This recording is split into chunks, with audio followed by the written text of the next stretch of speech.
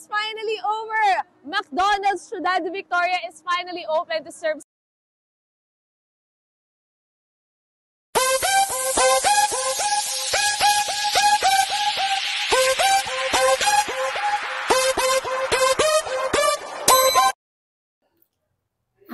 Hello mga Mars, welcome back to my channel, Karin Scoop Station here.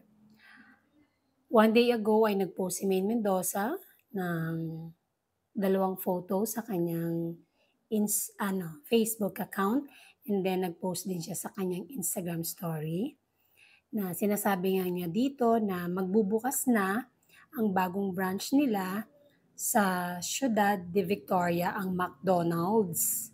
Ngayong November 7. Today po yan mga Mars. Sabi niya sa caption, McDonald's Ciudad de Victoria Store Blessing and Community Day today. It's almost time. Join us for the grand opening day celebration this Friday, November 7. You can still get your tickets at McDo, Santa Maria, Santa Clara, Muzon, Pulong Buhangin, and Sampol.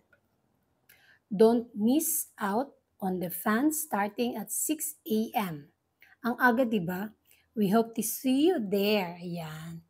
So, nag-blessing sila a day ago bago buksan ng ang kanilang bagong branch ng McDo.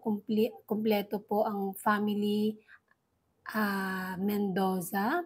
Kumpleto po sila mula sa parents at kapatid at ilang pamangkin. Ayan. Grabe. Di ko alam kung ilan ang branches o merong McDo chain sina Maine Mendoza, mga Mars. Tsaka, ayan, basahin natin. Basahin natin ang mga comment, mga Mars, ha? Hindi nakaligtas pa din. Sabi dito, but si Habi Arjo Atayde, flood control? Don't forget sa 2028 halalan, okay? Chugi na asawa you, okay? No? Mga tao, no? Kung si Arjo, di ba, dati no nag-open din po sila ng branch, nandun si Arjo. Kung siguro nandito si Arjo, meron pa rin silang masasabi. Ngayong wala si Arjo, meron pa rin masasabi. Pero syempre, marami ang nagparating ng congratulations. Tapos, ayan, congrats Mengay, alam namin lahat yan, galing sa pagpupursige. Simula pa ng una ka namin nakilala, kaya wag mag-worry sa mga bad side na naririnig mo. Salute sa determination mo, lalong mapalago ang business mo sa marangal na paraan. Yes, tama po siya sa kanyang comment dito. Dahil nung hindi pa artista si Maine Mendoza, meron na po silang McDo branches and gasoline at iba pang mga business. Kaya yung mga nagko-comment dyan ng pangit, alamin nyo muna ang background ni Maine bago kayo magsalita.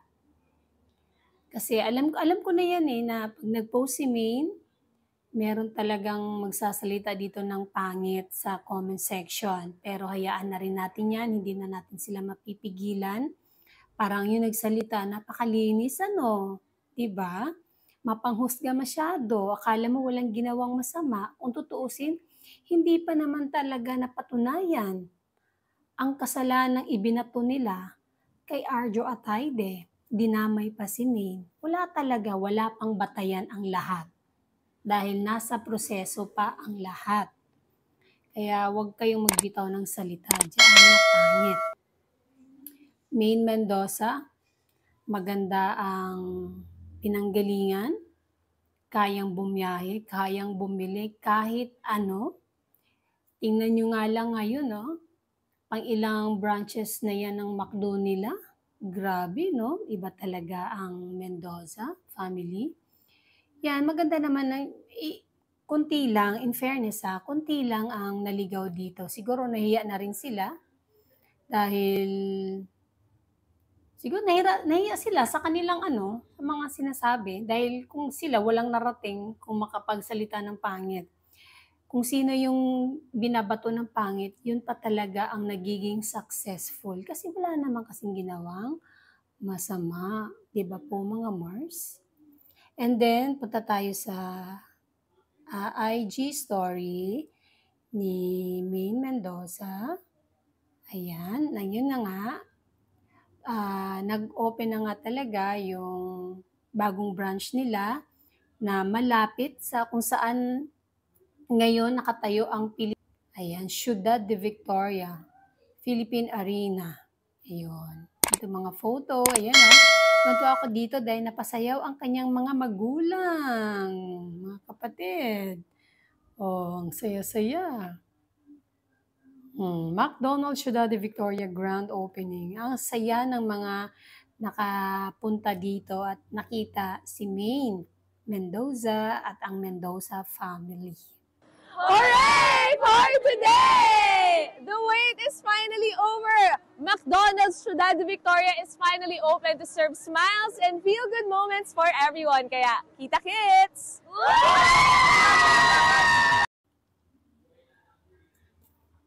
And that's it mga Mars. Thank you for watching this video. Please like, comment, share, and subscribe for more scoops. Bye!